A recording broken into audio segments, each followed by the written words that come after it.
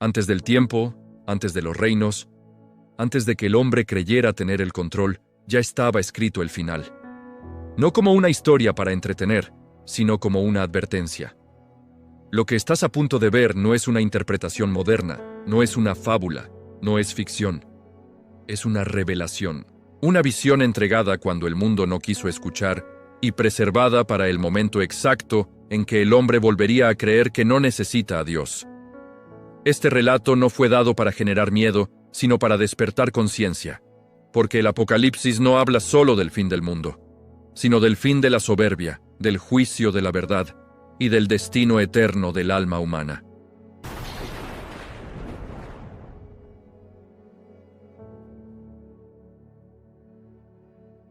Juan estaba solo, no por elección, sino por castigo.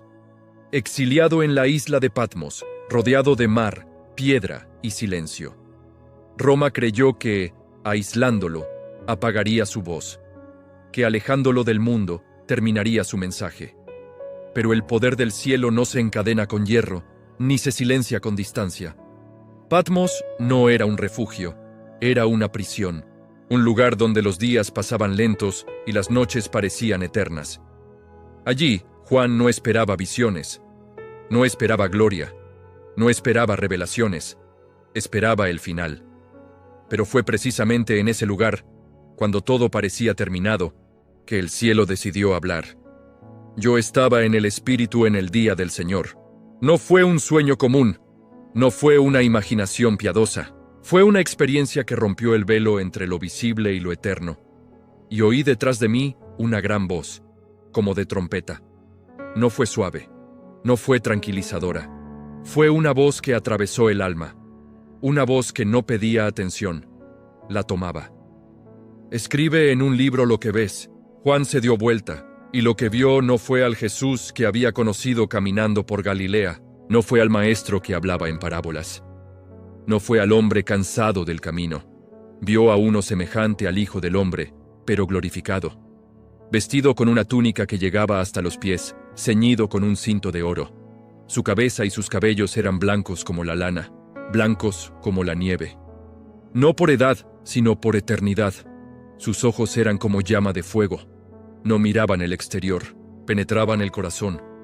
Sus pies, semejantes al bronce bruñido, ardían como en un horno, firmes, inamovibles, justos, y su voz era como el estruendo de muchas aguas. No se discutía, no se ignoraba. En su mano derecha tenía 7 estrellas. De su boca salía una espada aguda de 2 filos, porque su palabra no consuela solamente, también juzga. Y su rostro brillaba como el sol en toda su fuerza. Cuando Juan lo vio, no habló, no preguntó, no discutió. Cayó como muerto a sus pies, porque cuando el hombre ve la gloria verdadera, comprende inmediatamente su pequeñez. Entonces, esa mano que sostiene estrellas tocó a Juan. Y la voz dijo: «No temas, yo soy el primero y el último, el que vive. Estuve muerto, pero ahora vivo por los siglos de los siglos, y tengo las llaves de la muerte y del Hades». No era un profeta más, no era un mensajero, no era un ángel, era Cristo, el crucificado, el resucitado, el glorificado. El mismo que fue rechazado por los hombres, ahora hablaba con autoridad absoluta. Escribe las cosas que has visto, las que son y las que han de ser después de estas. Porque lo que Juan estaba a punto de contemplar no pertenecía solo a su tiempo. Era para todas las generaciones, para cada era, para el final. 7 iglesias recibieron el mensaje. 7 comunidades reales.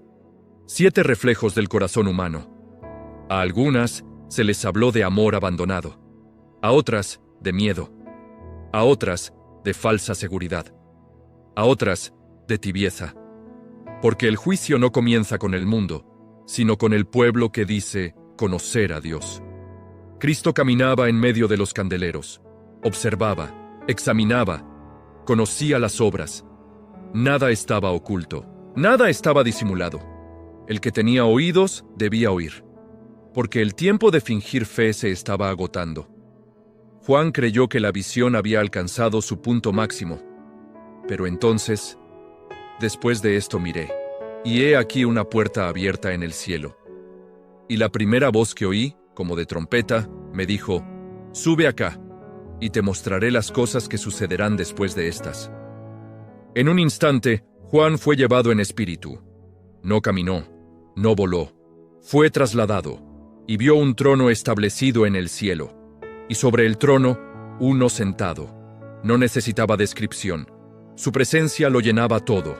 Alrededor del trono había un arco iris, relámpagos, truenos y voces. 24 ancianos sentados en tronos. 4 seres vivientes, llenos de ojos, sin descanso, y un canto que no cesaba jamás.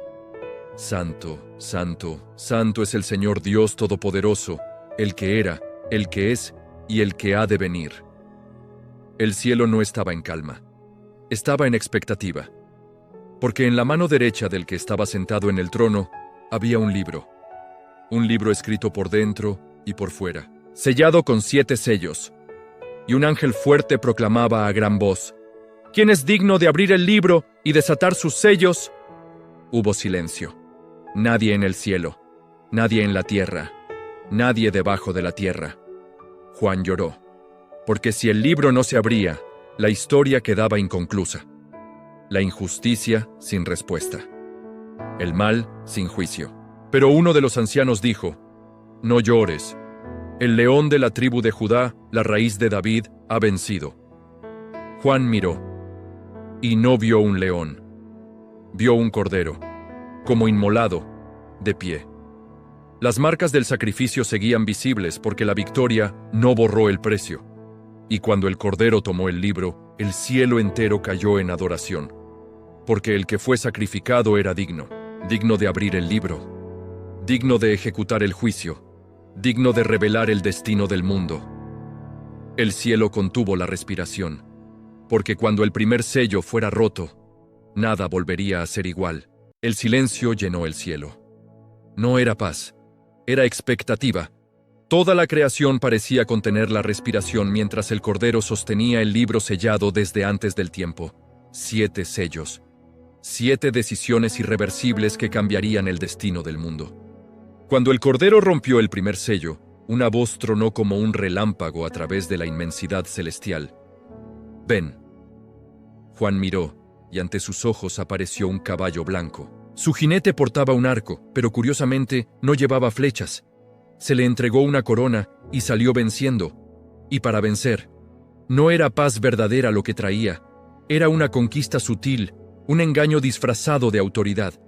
El mundo, desesperado por un salvador, lo seguiría, creyendo haber encontrado la solución a sus problemas, sin saber que acababa de abrirle la puerta al juicio. Este jinete representaba la falsa paz, el engaño que promete unidad, pero solo trae sumisión. Luego, el segundo sello fue abierto, y surgió otro caballo, de un color rojo intenso, como la sangre recién derramada. A su jinete se le concedió un poder terrible, quitar la paz de la tierra. Y de inmediato, el mundo se sumió en el conflicto. Hermanos se levantaron contra hermanos, naciones enteras se enfrentaron en guerras devastadoras. El estruendo de las armas, el clamor de la batalla, llenó cada rincón del planeta. Porque cuando Dios retira su mano de paz, el corazón humano, sin restricciones, revela la oscuridad que siempre escondió en su interior. La violencia y el odio se desataron sin control. El tercer sello se rompió, y ante Juan apareció un caballo negro. Su jinete no llevaba un arma, sino una balanza en la mano, el símbolo del comercio y la economía. Y una voz se escuchó en medio de la visión, declarando: «1 litro de trigo por el salario de un día, y 3 litros de cebada por el salario de un día». Hambre, escasez, una desigualdad aplastante donde sobrevivir se convirtió en un privilegio para unos pocos. La tierra seguía produciendo, los campos daban su fruto, pero la codicia humana lo acaparaba todo. El pan de cada día se volvió un lujo inalcanzable para la mayoría. Aún había más por venir. El cuarto sello fue abierto, y Juan vio un caballo pálido, de un color enfermizo, cadavérico. Su jinete tenía un nombre que helaba la sangre. Se llamaba Muerte. Y el Hades, el lugar de los muertos, lo seguía de cerca, como una sombra insaciable. A ellos se les dio autoridad sobre la cuarta parte de la tierra para matar con la espada de la guerra, con el hambre de la escasez, con la peste y las enfermedades, y con las bestias salvajes. No era un caos sin control, un accidente del destino. Era un juicio permitido, una consecuencia directa de las decisiones de la humanidad. Juan, abrumado por el horror, creyó que no podía empeorar, pero estaba equivocado. El quinto sello fue abierto, y la escena cambió. No vio destrucción en la tierra, sino algo en el cielo. Vio, bajo el altar de Dios, las almas de aquellos que habían sido martirizados, asesinados por causa de la palabra de Dios y por el testimonio fiel que mantenían. No gritaban pidiendo venganza, clamaban por justicia. Su voz se elevaba en una pregunta angustiante. ¿Hasta cuándo, Señor, santo y verdadero, esperarás para juzgar y vengar nuestra sangre en los que moran en la tierra?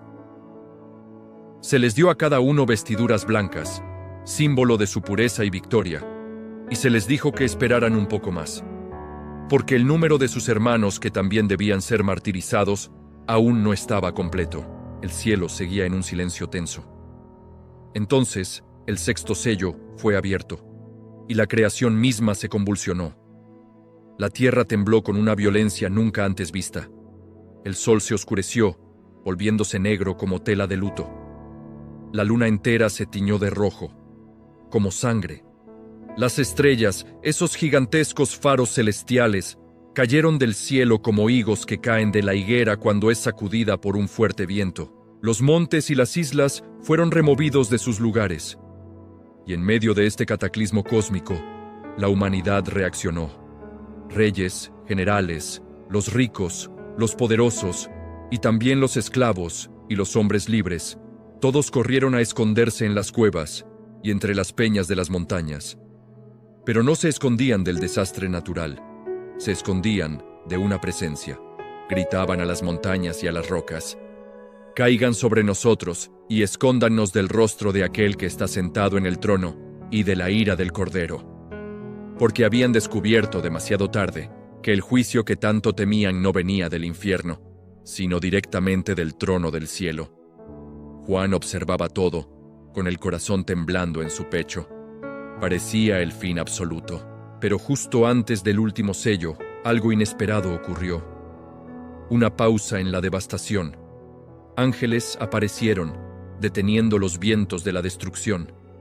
La catástrofe fue suspendida momentáneamente, porque incluso en medio del más severo juicio, Dios demuestra su misericordia y marca a los suyos. Selló a sus siervos en la frente, los llamó por su nombre, los apartó como su posesión preciada, protegiéndolos de la ira que estaba por venir. Y después de este sellamiento, Juan vio una visión gloriosa. Una multitud tan vasta que era imposible de contar. Venían de toda nación, de toda tribu, de todo pueblo y de toda lengua. Estaban de pie delante del trono y en la presencia del Cordero, vestidos con ropas blancas y con palmas en sus manos, un símbolo de celebración y victoria.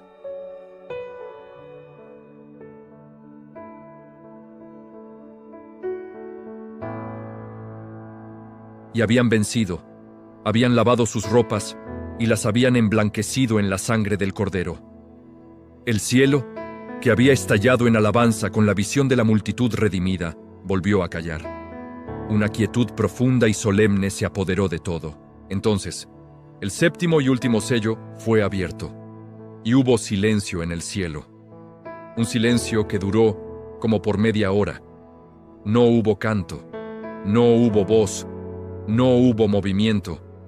Era el silencio expectante que precede a la tormenta final, porque lo que seguía ya no sería una advertencia, como los sellos, sería ejecución. 7 ángeles se pararon ante Dios, y a cada uno se le entregó una trompeta. El juicio no había terminado. Apenas había comenzado.